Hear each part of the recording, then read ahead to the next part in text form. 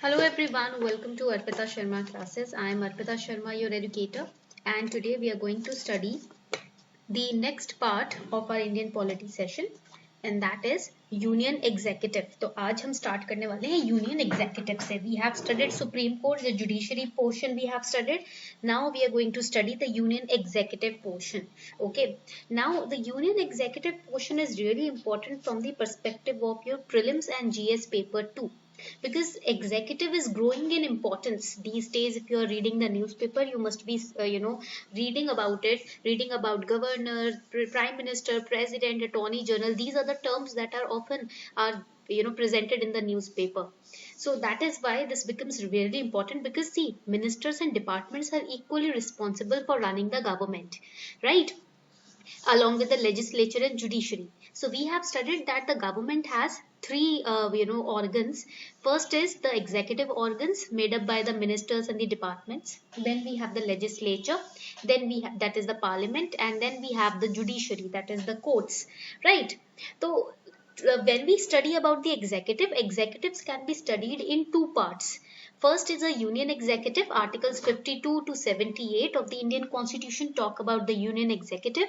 And then we study about the state executive. State executive is covered from articles 153 to 167. तो इस तरीके से आप याद रख सकते हो कि जो यूनियन एग्जीक्यूटिव है उसके आर्टिकल्स 2 डिजिट्स में है, स्टेट एग्जीक्यूटिव के आर्टिकल 3 डिजिट्स में है, ठीक है. And union executive, it is again a part of political executive only. And the union executive of Indian polity is part of political executive, and it comprises of three important posts.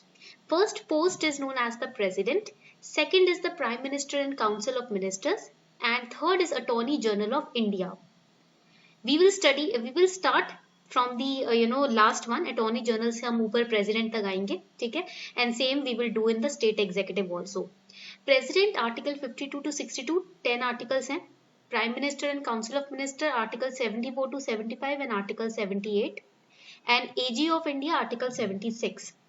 यहाँ पर 76 skipped है क्योंकि वो AG के अंदर आता है. And then in the state executive, again state executive भी ना आपके पॉलिटिकल एग्जीक्यूटिव का ही पार्ट होता है. It is also a part of political executive. So we have governor, we have chief minister and council of ministers, and we have advocate general of India. Here we have attorney general in union executive, and in the state executive we have the advocate general of state. Okay. Now let us first start with attorney general of India. सबसे पहले ना हम attorney general of India से start करेंगे. Okay, and make sure that you are noting down the important points. Notes बनाते रहिएगा because that is really important. Before we start, here's a small announcement for all of you. आपके लिए एक छोटी सी announcement है. Unacademy has launched UPSC annual prize hike, and it is going to be launched on 23rd December. So from 23rd December, there will be a price hike in all the prices of Unacademy Plus batches. If you're taking a 1-year combo subscription, there will be a 3,000 increase in the prices. If you are taking a 1-year GS subscription pre and mains के लिए, so then there will be a 2,000 increase from 23rd December. So you still have 2 days, 3 days. आज का day हो गया 20th December, then you have 21st December and 22nd December. 3 days there will be no price hike, and from 23rd there will be a price hike. इससे ना 23rd से आपका increment होगा prices में. तो अभी आपके जो कोर्सेज हैं उनमें कोई प्राइस में इंक्रीमेंट नहीं है. So make sure that you take your subscription before 23rd if you are planning to, and use this code to get 10% discount. Arpita 10 code use करके आपको आपके प्लस के सब्सक्रिप्शन पर 10% का डिस्काउंट मिल जाएगा, ठीक है. प्लस अगर आप अभी सब्सक्रिप्शन ले रहे हो तो आपको 3 मंथ्स का एक्सटेंशन फ्री ऑफ कॉस्ट भी मिलेगा आपके प्लस के 1 साल या उससे ज्यादा के सब्सक्रिप्शन पर. Okay, we are launching new batches starting from 22nd December. They will be in Hindi also and separately English also as per your language preference. We have Anuj Garg sir, we have Mrinal Patel sir, Dipanshu Singh sir, Aarti Chhabri ma'am, we have Sudarshan Gurjar sir. तो ये सारे top educators, जी Rajput sir जो हमारे x IPS officer भी हैं. तो हमारे पास यहाँ पर ब्यूरो ब्यूरोक्रेट्स भी हैं जिनका एक्सपीरियंस के बेसिस पे भी वो पढ़ाते हैं, और हमारे पास सब्जेक्ट एक्सपर्ट्स भी हैं जो काफी सालों के एक्सपीरियंस उस सब्जेक्ट के साथ लेकर अनअकैडमी प्लस पर आए हैं. Plus if you are taking a 1 year subscription you will be given 20 GS books curated as per latest trend of UPSC and it will be delivered to your house. 1 साल या उससे ऊपर का अगर आप सब्सक्रिप्शन लेते हो.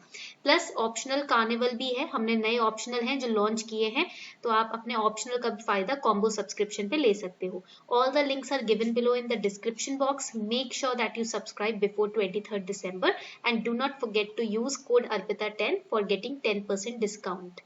When we talk about the Attorney General, the one thing you have to remember is that the first Attorney General was MC Talwat. He was appointed as the Attorney General on 20th January 1950 and he stayed in the office for 13 years. It is the longest period in history that a person has stayed in the office of Attorney General.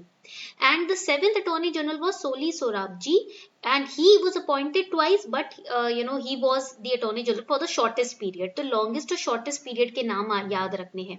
15th Attorney General is KK Venugopal. All right. Attorney General of India is the person who holds the highest law office of the India. He is the highest law officer of India, he or she. And as a chief legal advisor to the government of India, he or she advises the union government on all legal matters. Okay, so you can say that the Attorney General is the primary lawyer who represents the union government in the Supreme Court of India. And the Attorney General is not supposed to be a political appointee in spirit, but this is not the case in practical, right? Now जब हम बात करते हैं Attorney General की, who appoints him? President of India will appoint a person who is qualified for the post of Supreme Court judge, and Attorney General is appointed by President on the advice of the government. Okay, so there are 3 basic qualifications that a person should fulfill in order to be appointed as an Attorney General. First is very easy. He should be an Indian citizen. He or she should be an Indian citizen. पहला तो ये qualification हो गई. Second qualification होती है he must have either completed 5 years in High Court of any Indian state as a judge or 10 years in High Court as an advocate. किसी भी Indian state में या तो उसने 5 साल जज की भूमिका निभाई हो हाई कोर्ट में या 10 साल एडवोकेट की भूमिका निभाई हो हाई कोर्ट में. ठीक है. एंड थर्ड हो जाएगा he may be an eminent, write it down, he may be an eminent jurist too in the eye of the president. All right, in the eye of president. president के opinion में वो एक बहुत सुलझा जाना माना jurist होना चाहिए. तो उस केस में उस बंदे को, उस इंसान को अटॉर्नी जनरल की पोजीशन के लिए क्वालिफाइड माना जाएगा. ठीक है, यहां तक पॉइंट क्लियर हो गया. So this is the appointment. Now let us understand the term of the office. See, there is no fixed term. Please write it down. There is no fixed term for the Attorney General of India because Constitution mentions no specified tenure. Constitution में ऐसा कुछ भी mention नहीं है कि भैया इतने term के लिए Attorney General को हम employ करेंगे, ऐसा कुछ mention नहीं है. Also the Constitution does not mention the procedure and ground of his removal. ठीक है, ground of removal और procedure of removal is also not mentioned. यहाँ पर लिख लो, not mentioned in the Constitution. All right, so he can be removed by the president at any time. He can quit also by submitting his resignation, but the resignation has to be submitted to the president only, and he is appointed by the president on the advice of council of ministers. So conventionally he is removed when the council is dissolved or replaced. मान लो council of minister जो है वो dissolve हो गया या replace हो गया, तो इस केस में भी attorney general will be leaving his office. Okay, point clear हो गया यहाँ तक. So we have understood that Attorney General represents the government, on the basis of legal matters. ठीक है, President या Union Government से related कोई भी legal matter होगा Attorney General represent करेंगे. और there are 3 basic duties. He will appear in the High Court. He can appear in the Supreme Court also. ठीक है, he has to represent the Union Government. Union Government को represent करना ही पड़ेगा, ये point याद रखना. ठीक है, under Article 143. And in any legal case where government of India is related to Attorney General, or you can say in any case where government of India is concerned, Attorney General has to appear in Supreme Court on the behalf of the government. Okay, यहाँ तक point clear हो गया सभी को? All right.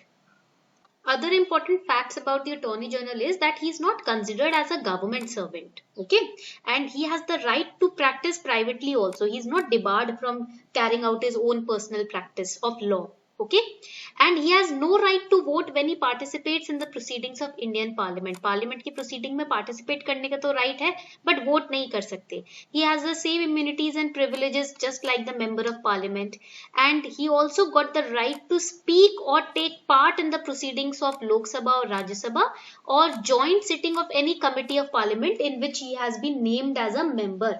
Okay, point clear हो गया? But right to vote is not there. He has no right to vote. All right.